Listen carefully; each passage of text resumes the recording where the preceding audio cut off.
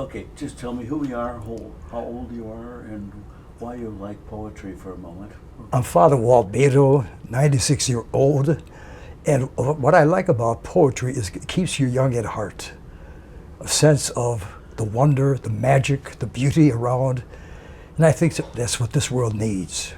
We need truth, we certainly need love, but I think love and beauty go very much together. And then to quote Keats, truth is beauty, beauty is truth, and that's all you really have to know. So I'm a searcher for beauty in the world, and poetry is one way for me to express what I've experienced. Tell me a little bit about this poem and why did you write it? This poem here, I've always had a great interest in Yeats, William Butler Yeats. And he had a kind of a mystic view of the universe, part of it involving the spiritus mundi, kind of a spirit in the world, in a cosmos, which is undergoing all kinds of changes constantly. But right now, we're in a very momentous apocalyptic period where the spiritus mundi is really being threatened. And the opening poem, lines of the poem are really at beginning of Keats's attitude, namely, he writes in his poem, The Second Coming, "And what rough beast, its hour come round at last, slouches toward Bethlehem to be born." And so back about 20 years ago, I recall that, and suddenly I started writing this poem, which I then sent off to Emmanuel, a liturgical magazine in Chicago. It's been suspended presently. It was accepted and published in 2000, so at the turn of the millennium. So the title of the poem is Advent at the Dawn of the Third Millennium. Time and again, in the convolutions of ages, darkness enshrouds the earth. The beast has come, protean in form. In our enlightened age, it came howling and slavering with wolf packs of a self-proclaimed millennial empire, prowling the sea and savaging the land.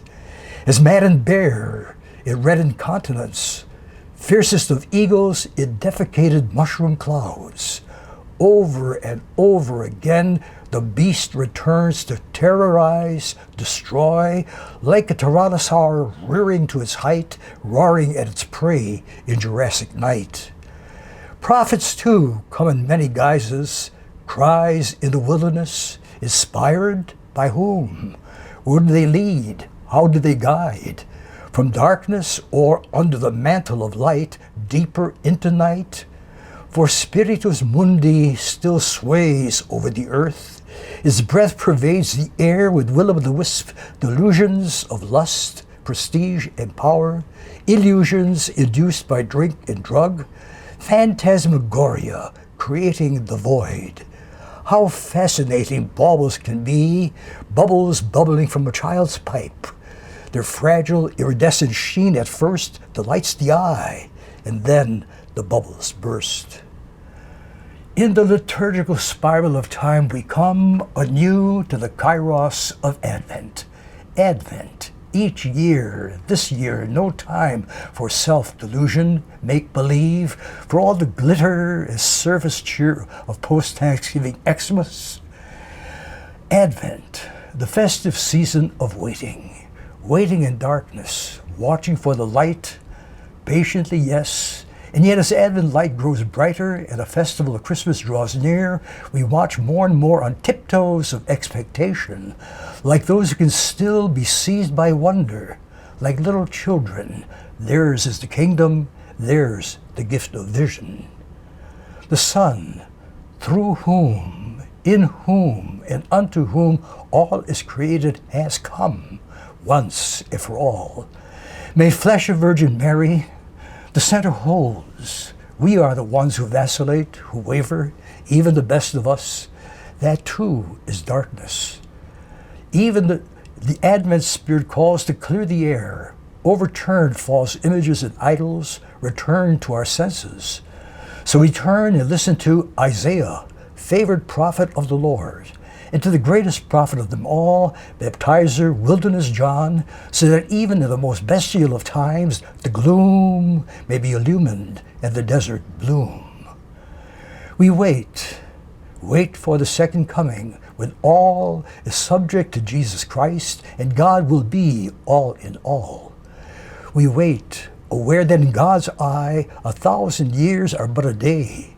We wait in hope of new heavens, a new earth, always in hope. Still in the flesh, we hope beyond hope, not ours to doom, not ours to cry doom and despair. We look to the day, luminous day, when the wolf shall be the guest of the lamb, when leopard nuzzles with kid, and the wild lion and the newborn calf play beside the child.